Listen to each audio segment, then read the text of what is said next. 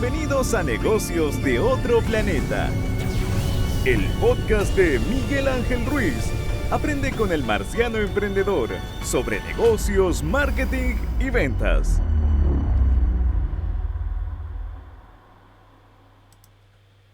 ¿Cómo están? Sean todos bienvenidos a un nuevo capítulo de Negocios de Otro Planeta. Ya partí hablando pésimo, muy bien, soy Miguel Ángel Ruiz, gracias por estar conectados a un nuevo capítulo. Hoy día ya es domingo para los que están escuchando el podcast, lunes para los que están viendo el video podcast. Estamos en la serie de H2H Neuroventas, hablando de cómo venderle al cerebro al consumidor.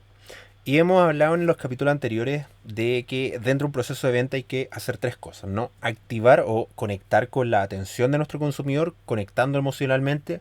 Y el último punto es generándole recordación. Y este es el capítulo de hoy día que vamos a hablar sobre la recordación, cómo generar una memoria en el cerebro del consumidor. Y para eso tenemos que entender cómo funciona la memoria en nuestro cerebro. Es tremendamente importante entonces para entender cómo funciona la recordación o cómo lograr que la gente nos recuerde.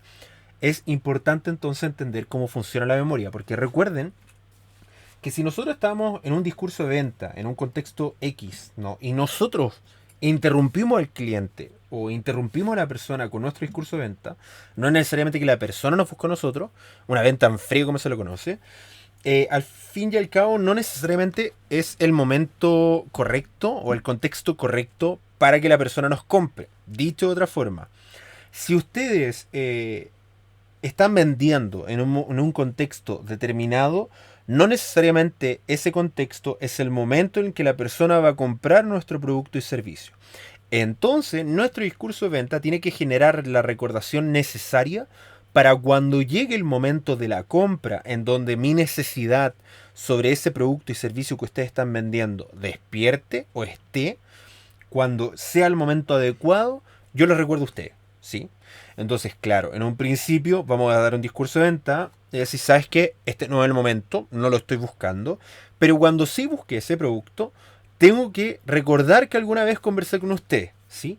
Y ese contexto es la recordación. Ocurre lo mismo con las campañas de marketing, ¿no? Si uno ve una campaña publicitaria de que, no sé, lanzaron un nuevo sabor de manjarate, ¿no? A mí que me gusta manjarate. No es como que yo me paré en mi sillón después de ver el spot, inmediatamente tome mi auto, vaya a un supermercado y busque el nuevo sabor de manjarate. Muy por el contrario, yo tengo que recordar esa campaña para en el momento en que realmente vaya al supermercado, recordar decir, oye, ¿verdad que lanzaron un nuevo sabor de manjarate? Y comprarlo, ¿sí? Recuerden esto, la gente no es cuando mira tu publicidad inmediatamente compre, es el de llame ahora, llame ya, no existe. ¿Sí? Uno tiene que esperar hasta que sea el momento indicado para que la persona compre. Y tenemos que entender que las personas nos van a comprar no cuando usted termine el discurso de venta, sino cuando la persona esté lista para comprar, que no es lo mismo, ¿sí? Que yo haya terminado el discurso de venta no significa que la otra persona es como, ya, terminé el discurso de venta, cómprame. Eso no funciona así. Tenemos que generar la motivación necesaria para que la persona compre o esperar el momento en el que la necesidad realmente esté para que ellos decidan finalmente comprar, ¿no? Entonces, tenemos que entender que la recordación tiene que ver directamente con cómo procesamos la información. Cuando percibimos la realidad, realmente estamos percibiendo la reconstrucción e interpretación de la realidad que hace el cerebro. Hay varias cosas que concluir de esto, ¿eh? Primero, no existe una realidad, sino que existe mi interpretación de la realidad. Segundo, que nosotros siempre vemos el pasado, nunca el futuro. Porque nuestro cerebro siempre tiene un delay entre lo que estoy viendo, lo que estoy percibiendo, y el proceso que son milisegundos, ¿no? Pero por ejemplo, cuando está todo iluminado y yo apago la luz de una habitación y queda a oscuras, nuestro cerebro se demora un segundo en darse cuenta de que la luz fue apagada, ¿ok? Entonces tengo un segundo de que yo apago la luz hasta que yo me doy cuenta que la luz fue apagada, ¿sí? O que percibo que la luz se apagó. Ese es el delay que tiene nuestro cerebro. Y tenemos que entender también que la memoria está vinculada profundamente con el aprendizaje, ¿no? En el proceso de aprendizaje adquirimos información y experiencia. La memoria marcará la persistencia de las que hemos aprendido y la posibilidad de ser evocado posteriormente. Y quiero hacer un clic sobre esto porque tenemos que entender que en estos contextos La gente, ¿no? Cuando está aprendiendo, lo que hace es genera una red sináptica, ¿sí? En nuestro cerebro de un circuito de neuronas que se conectan. Entonces yo estoy aprendiendo algo y las neuronas empiezan a configurarse conforme yo voy aprendiendo y empiezan a generar sinapsis, conexiones entre sí. Y entre más repita esa acción, más refuerzo tiene esa red de sinapsis. De tal forma que cuando yo ya lo repito cierto tiempo, la red de sinapsis ya está establecida y se prende y actúa de una forma determinada. Y por lo tanto tenemos que entender que las personas, cuando viven y experimentan por primera vez algo, genera una red sináptica que la van repitiendo. Y esto es para que ustedes entiendan y que les quede claro. Esto es un ejercicio sumamente básico, ¿no? ¿Se acuerdan la primera vez que fueron a un Starbucks o a un Subway? ¿Se acuerdan de eso, no? ¿Sí? La primera es que fueron a Starbucks o un Subway. ¿Se acuerdan que Starbucks antiguamente, antes de que Starbucks fuera famoso, uno iba a Starbucks y es como de ¿y dónde pido el café? ¿Y cuándo me viene a atender? ¿Y cuándo me piden mi orden? Y no, y uno tenía que acercarse al mesón, entonces como que era difícil, ¿no? La primera es que uno va al Subway, ¿no? Entra y va a la caja y te dicen, no, por allá. Y uno tiene que elegir el pan, y después tiene que elegir la proteína, y después tiene que elegir los vegetales, y después la salsa, y después si quiere acompañamiento, y después paga. Entonces, esa forma de hacer distinta la comida y la experiencia, al principio genera un choque, un choque ¿no? cultural, ¿no? De, oye, acá nadie tú te sentás en la mesa y en Starbucks nadie te mira.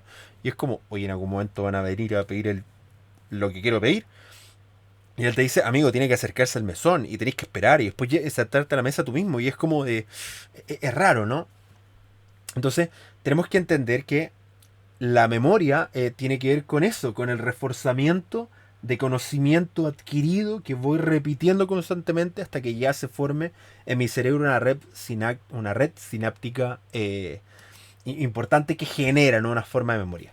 Existen distintas formas, distintas memorias, ¿no? Existe la memoria de trabajo inmediata, la de corto plazo, la de largo plazo, y la de largo plazo se subdivide en tres: semántica, episódica y procesal. Sí, se las voy a explicar cada una. La memoria inmediata, operativa o de trabajo es un registro de pocos segundos de un paquete de información, borrándose ella si no existe repetición o se sigue estimulando mediante los sentidos. Sí, se olvida rápidamente. El recuerdo se perderá a menos que se procese en la etapa siguiente. ¿Sí? Si no hay razón para retener una imagen, se perderá. Es el registro sensorial que puede retener solo momentáneamente para dar paso a nuevos estímulos sensoriales. Solamente se mantiene vigente cuando el individuo continúa pensando en el objeto hecho. Es como cuando te dicen un número telefónico por primera vez. Espérame que me estoy sacando la zapatilla.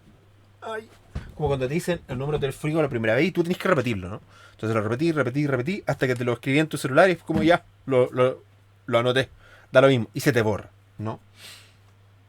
La siguiente memoria es la memoria de corto plazo. Esta memoria puede tener una duración de varios días, incluso semanas dentro del cerebro.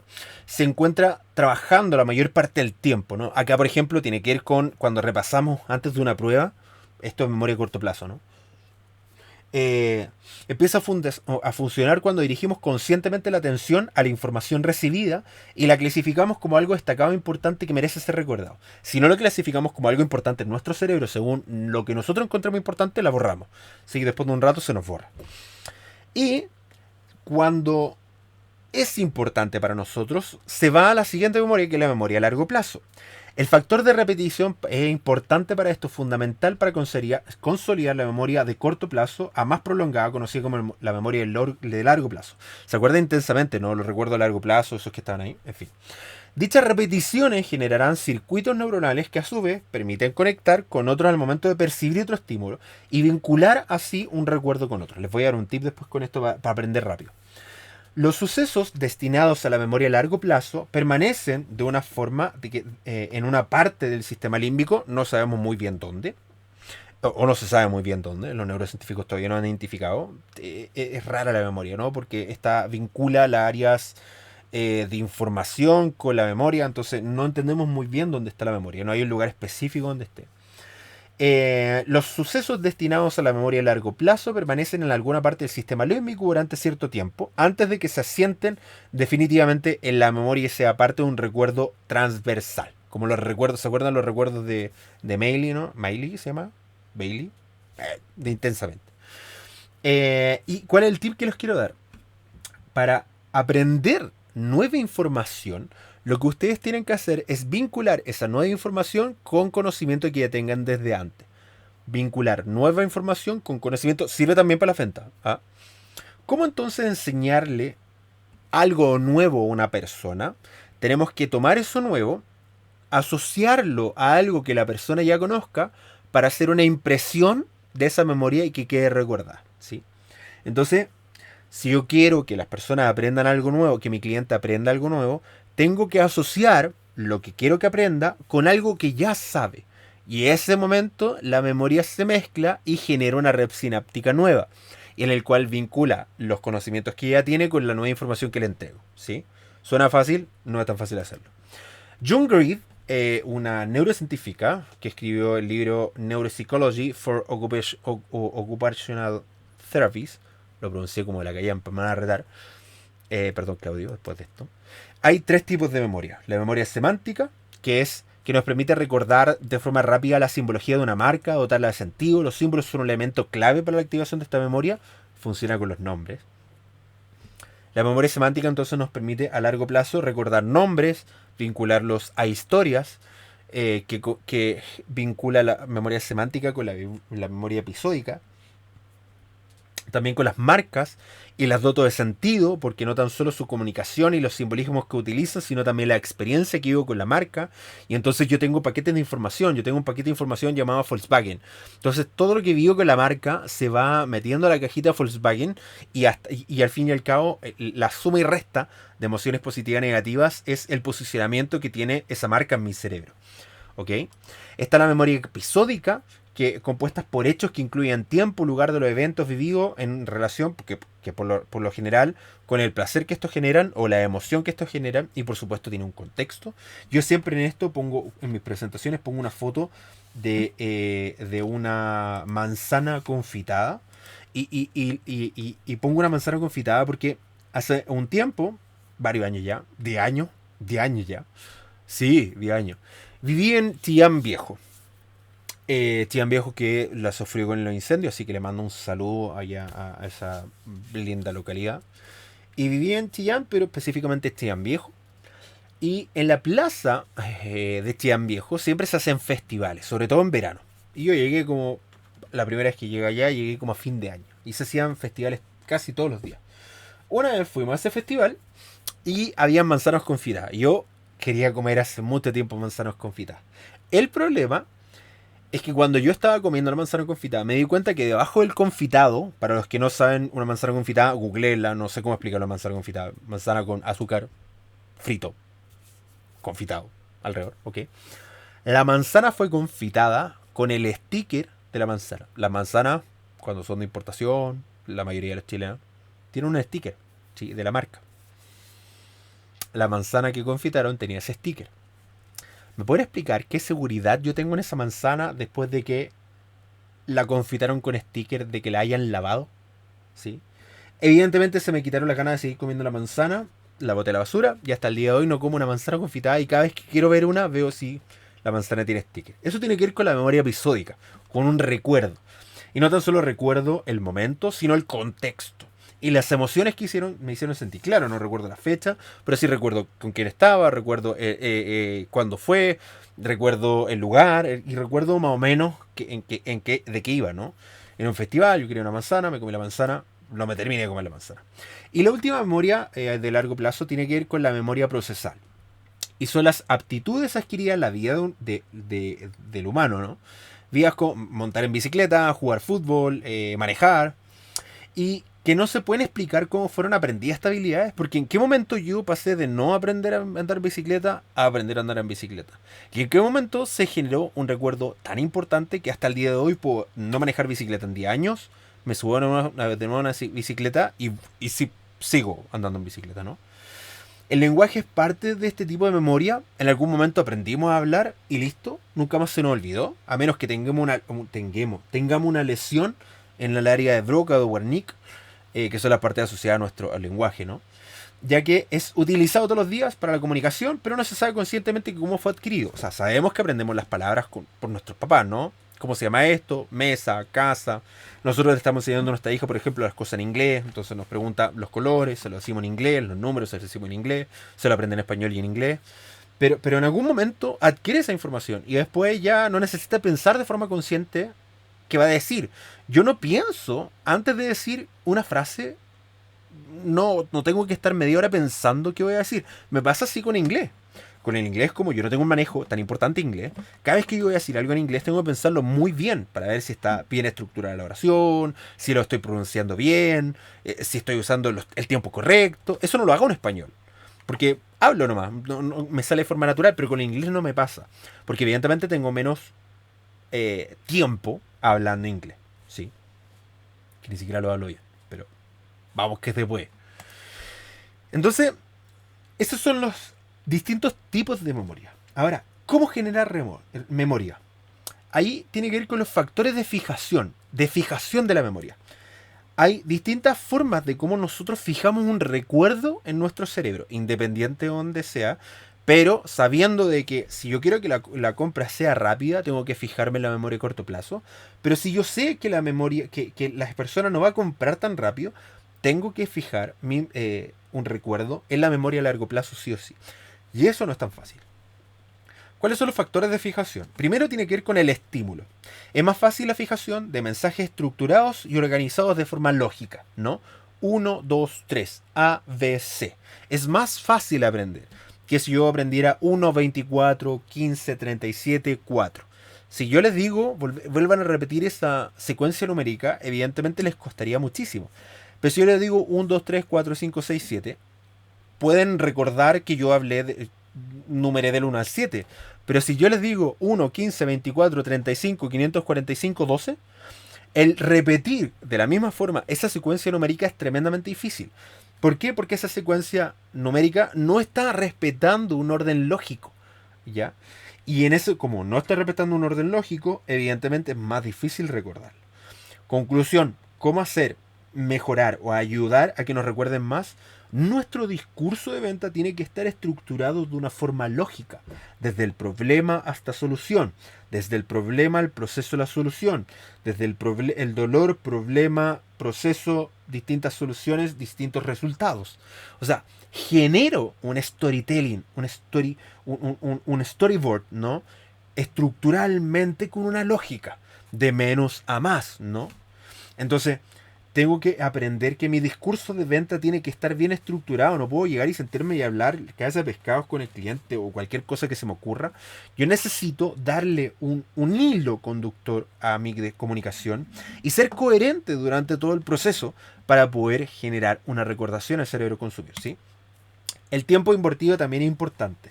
El tiempo empleado, el número de repeticiones y el tiempo entre repeticiones afecta la memorización. Les voy a dar un ejemplo. Yo practico taekwondo desde el año 2005, ¿sí? Hace un par de años que no, desde la pandemia, que no voy a taekwondo presencial, no, desde antes de la pandemia. Y el tema es que nosotros tenemos ciertos movimientos de defensa y de ataque que nosotros repetimos. Como yo he ido en los primeros años de taekwondo de forma constante y he repetido los mismos movimientos de forma constante, hoy día mi cuerpo, con la memoria muscular, se mueve de forma inmediata cuando ocurre algo. Cuando veo un contexto en el cual tengo que defenderme, por ejemplo, mi cara, mi cuerpo no piensa, sino que se mueve. Porque he repetido tanto en un periodo tan prolongado de tiempo, de forma tan continua, un movimiento, que termino aprendiéndolo. Por eso en taekwondo, o en las artes marciales en general, con mucha disciplina, uno repite de forma infinita movimientos como las formas. En taekwondo en coreano se conocen como tools, o las formas, ¿no? Las kata en karate, ¿no? Que son repeticiones de movimiento que voy memorizando para después hacerlos de forma orgánica, de forma natural, con toda la deformación correspondiente que esto genera. Pero repetir una tarea constantemente nos ayuda a recordarlo.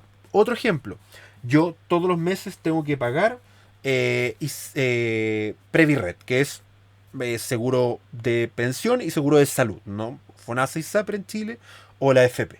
Pero para que tú me entiendas, cualquier persona de Latinoamérica o del mundo, pues tengo que pagar salud y pensión, ¿ok? De mí y mis colaboradores. Y el tema es que como lo hago una vez al mes, a pesar de que lo hago hace varios años, siempre que entro a la página, o sea, ya en algún momento me acostumbré a la página antigua de Banco Estado, pero me cambiaron la página de Banco Estado Empresa, y ya no sé, todos los meses me tengo que calentar la cabeza unos 15 minutos buscando cómo se pagan las imposiciones. A pesar de que en teoría todos los meses lo hago. Pero ¿por qué no lo recuerdo? Porque a pesar de que lo hago continuamente, lo hago por un periodo extenso de tiempo. Entonces lo hago una vez al mes.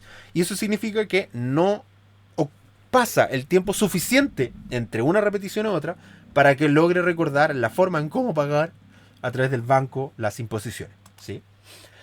La otra forma que tiene que vínculo con lo que vimos en la sesión anterior, que tenía que ver con la emoción, de generar una recordación, es generar un interés o generar un impacto emocional en el consumidor. El receptor que se encuentre interesado, sensibilizado respecto al contenido del mensaje será más receptivo y memorizará mejor el contenido, ¿no? Los mensajes que emocionan se recuerdan de forma mejor. ¿Sí? Si algo no me emociona, no lo recuerdo. Por eso siempre nos recordamos del profesor que nos hizo la vida imposible y el profesor que fue muy buena onda o que fue muy bueno con nosotros. Pero aquel profesor que fue ¿sí? Como que ni fu ni fa, ni bueno ni malo, uno mira y dice, ¿y ese fue mi profe? Parece que sí, no me acuerdo. Pero el profesor que dijo su madre y el que es muy buena onda, eso sí lo recuerdo, ¿no? El que si yo lo veo en la calle le pego, ese como generó una emoción, evidentemente negativa, se genera una fijación en mi memoria. Por lo tanto, si yo quiero realmente conectar emocionalmente con mi consumidor, debo emocionarlo. Y esa emoción provoca a la larga una recordación. Y en ese contexto, por eso siempre la frase de la mejor forma de fidelizar a un cliente es un error bien atendido, fallamos, nos equivocamos y solucionamos su problema, porque el impacto emocional que genera el arreglar un error es brutal en nuestro cerebro. Nos relaja, nos dice, ok, solucionaron el problema, pum, lo recuerdo. ¿Ok? Otra forma de generar de forma bastante sencilla recordación es utilizar la cantidad máxima posible de canales sensoriales. Entre más canales sensoriales yo involucre en un discurso de venta, en una experiencia de compra, más fácil es que se recuerde en nuestro cerebro. ¿Qué significa eso? Que si yo, por ejemplo, utilizo un perfume, utilizo lo que les estaba comentando, los tips que les di en la sesión pasada, utilizo chocolate, que tiene que ver con sensación, ¿no? Utilizo una buena textura, por ejemplo, con las cosas que tengo que firmar, los papeles, etc. Utilizo un buen aroma, utilizo un buen discurso de venta, tengo una prestancia física correcta, yo estoy generando la mayor cantidad de estímulos sensoriales posible para ser recordado en el cerebro del consumidor, ¿sí? Es tremendamente importante entender que a mayor canales sensoriales activados, mayores niveles de recordación tenemos, ¿sí? Y quiero terminar con esto, porque ay, ¿dónde está esto? Ok. ¿Cómo? Este tipo es básico. ¿Cómo generar? ¿Cómo lograr que las personas nos recuerden nuestro nombre y el de nuestra empresa? ¿Conocen la película Beetlejuice, no? Es de los 90, lo que decimos los 90 junto con la película y la serie animada. Beetlejuice, ¿cómo se despertaba Beetlejuice? ¿O se invocaba Beetlejuice? Diciendo 3 veces su nombre. Beetlejuice, Beetlejuice, Beetlejuice. No apareció, ok. Entonces, la forma en que yo genere recordación en mi cliente de mi nombre y de mi marca, de mi nombre como vendedor y de la marca de mi producto o servicio, es decir, al principio, mi nombre, hola, soy Miguel Ángel Ruiz, represento a Agencia Mars. En la mitad, y por eso en Agencia Mars estamos involucrados, y yo como Miguel Ángel Ruiz, como su vendedor ejecutivo y director comercial, estoy encargado de esto. Y terminando, y por eso les recuerdo, Miguel Ángel Ruiz de Agencia Mars.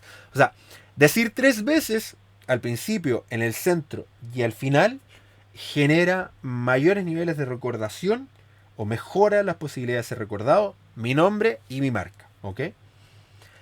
4 pasos para generar recordación. Y con esto terminamos el capítulo. Primero, la motivación. Segundo, las señales. Tercero, respuesta. Y último, reforzamiento. La motivación tiene que ver con un estímulo que genero, que despierta las ganas del otro de aprender. Entonces tenemos que ser interesantes para que el otro quiera aprender sobre esto. Cuando hablamos de neuromarketing, yo tengo que ser sexy, quiero ser consumible, quiero que la gente me preste atención. Y en ese momento la gente está más dispuesta a aprender y por lo tanto recordarme. Siguiente tiene que ver con las señales. Son los estímulos que imparten dirección a la motivación que inducen al individuo a realizar una acción. Las señales no tienen fuerza en sí mismas, su fuerza está en la dirección, en dar dirección a la actividad que motiva al individuo. Las señales son los elementos que yo utilizo, verbales y no verbales, simbólicos, subconscientes o conscientes, físicos o metafísicos. Las señales son los elementos que yo utilizo para guiar a esta persona hacia donde yo quiero vender. Por ejemplo, esto es un fierrito con un imán, que cuando se te caigan cosas, lo estiráis, cosas metálicas y ¡pum!, recogido.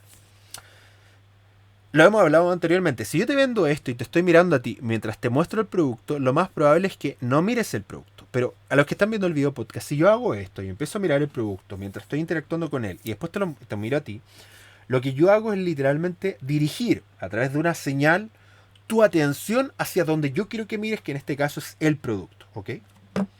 Y por lo tanto yo puedo guiar a las personas hacia donde yo quiero que ellas miren. La respuesta es cómo reaccionan los individuos ante un impulso señal, es decir, cómo se comportan. La respuesta depende de su propio aprendizaje anterior y de las respuestas anteriores. Recuerden que nuestro cerebro decide en pasado.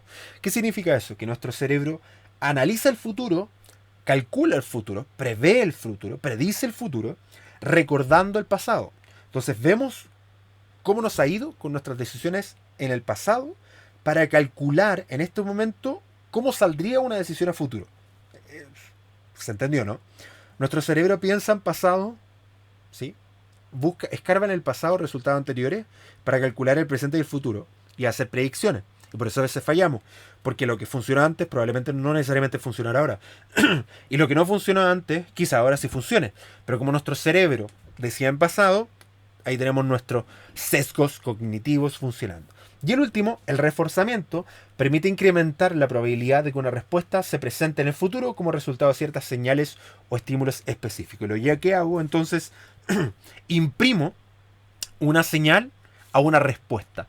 Y lo que yo hago es una especie de Pavlov, ¿no? De perrito a Pavlov. Entonces, suena la campanita y me dan ganas de comer. Y empiezo a salivar. Entonces tengo que generar experiencia y estímulos que refuercen, ¿sí?, las conductas de compra a mi consumir. Y eso sí se puede generar a través de un discurso de venta, ¿sí? Entonces yo voy dando premios, por ejemplo. Y no tiene que ver necesariamente un premio con un descuento. Ojo con eso. No siempre es bueno dar descuentos. De hecho, yo siempre les digo a mis clientes que el último recurso es dar un descuento. Pueden dar un valor agregado, que es, si tú compras A, te puedo dar a B, ¿sí?, o A1. Por ejemplo, si tú compras mi capacitación, yo te puedo regalar mi libro para tus clientes, ¿sí? Pero eso no es un descuento, es un valor añadido a lo que tú ya me compraste. Y por lo tanto, recuerden esto, para ser recordado en el tiempo, tenemos que utilizar la mayor cantidad de factores posibles involucrados para que la persona me recuerde. Porque recuerden, cuando una persona está escuchando mi discurso de venta o recibiendo mi información de venta, no necesariamente es el momento de la compra. El momento de la compra puede ser días después, semanas después, meses después, incluso años después. Y tengo que generar la recordación necesaria para cuando llegue el contexto de compra, la gente diga, oh, Miguel Ángel, ¿verdad? Este compadre se dedica al neuromarketing. Voy a llamarlo. ¿Cómo se llama su empresa? Agencia Mars. Sí, lo voy a contactar a través de www.neuromars.cl. Ah, chinchi. Entonces, tengo que entender que tengo que generar la recordación suficiente para cuando llegue el momento de la compra, cuando llegue el momento del contexto de la compra, él diga, yo tengo a alguien que me puede solucionar esto y lo recuerdo. ¿Ok? Entonces, ya vimos cómo generar atención, cómo conectar emocionalmente a las personas y cómo generar recordación. Vamos a seguir hablando de neuromarketing, de neuroventas, perdón, porque vamos a hablar de cómo cómo manejar objeciones, vamos a hablar de un montón de factores específicos para lograr tener discursos de venta de alta efectividad, ¿sí? Discursos de venta que vendan. Eso es la base de todo, ¿no? Vender. Muchas gracias por estar conectado en este capítulo de Negocio de Otro Planeta. Recuerden, soy Miguel Ángel Ruiz. Si quieren más información sobre mis servicios, www.neuromars.cl. Recuerden, si no saben cuáles son mis servicios, hago charlas y talleres de marketing, ventas e innovación desde el punto de vista de las neurociencias aplicadas, asesorías y consultorías para emprendedores y también el core de mi negocio, que son estudios, research, con neurociencias aplicadas, por supuesto. Muchas gracias por estar conectados y nos vemos en un siguiente capítulo de Negocios de Otro Planeta. Los dejo con el cierre si es que no la cago. Chao, chao. Ay, sí, apreté bien. Sí.